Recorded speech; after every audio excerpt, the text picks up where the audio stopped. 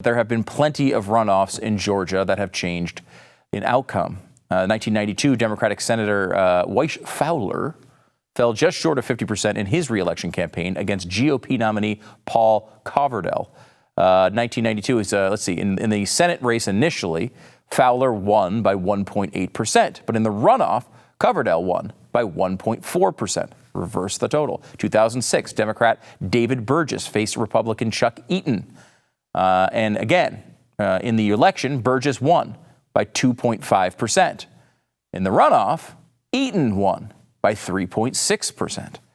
In 2008, another runoff for a seat on the highly touted and almost too sexy Public Service Commission between Democrat Jim Powell and Republican Bubba McDonald. Here's the results. In the election, Powell won by 0.7%, but in the runoff, McDonald won by 14%. And then there's another runoff you might be familiar with, Secretary of State race 2018 between Republican Brad Raffensperger. There's that name again. I love it. And he faced off against Democrat John Barrow. Now, in this one, Raffensperger won the initial race by 0.4%, and then Raffensperger won again with by 3.8%. So he held that one. If you're an optimist and you maybe want more conservative government, you'll note that while there were changes in a lot of those races, it was usually the Republicans who gained votes in the runoffs. And that's true typically. Smaller electorate, less turnout. It favors dedicated voters, which Republicans have, as opposed to occasional voters and illegal immigrants and dead people like Democrats have.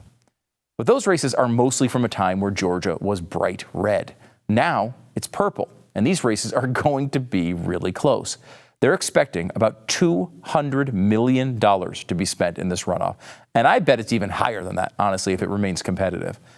Now, unless something changes the outcome with the president's legal challenges and all that as that's going on, and we're working from that world, we're working from the world that this stuff doesn't work out, because I always like looking for the worst case scenario. The Republicans need one of these to turn their way. But it would be really, really, really, really super duper duper helpful to get both of those seats. Why? Lisa Murkowski. She counts, barely, as one of the 51 Republican senators. But her state of Alaska is currently voting on ballot measure 2. If it succeeds, it would change the state rules to an open primary.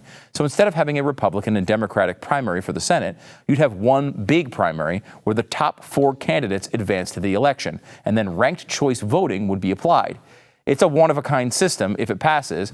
But while it's kind of interesting in some ways, pragmatically, right now at this moment, it would free Lisa Murkowski from ever having to please a conservative Republican primary voter ever again.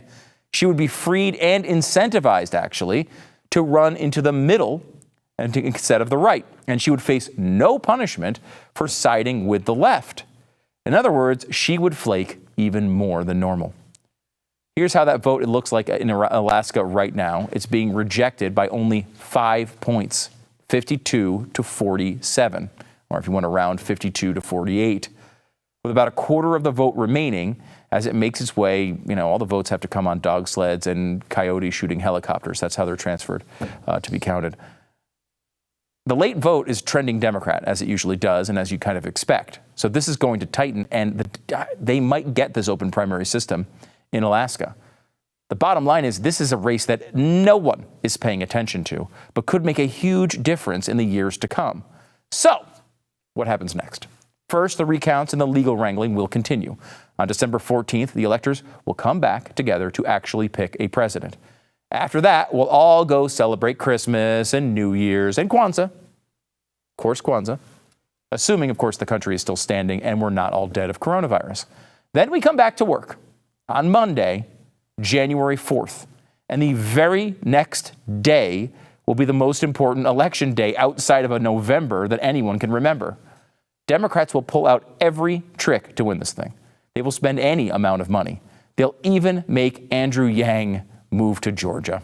And if we have any luck at all, they will fail, along with Andrew Yang, miserably. Hi, Stu Bergier of Stu Does America here. Thanks so much for watching our video. Did you know you can watch our entire catalog for free right here on our channel? Subscribe now and be sure to hit the thumbs up button on all the episodes you watch, because that's how they know you like this stupid show. And that little bell in the corner as well, make sure you click that. You'll get notifications every time we post new content. Stu Does America every weekday at 8 p.m. Eastern right here.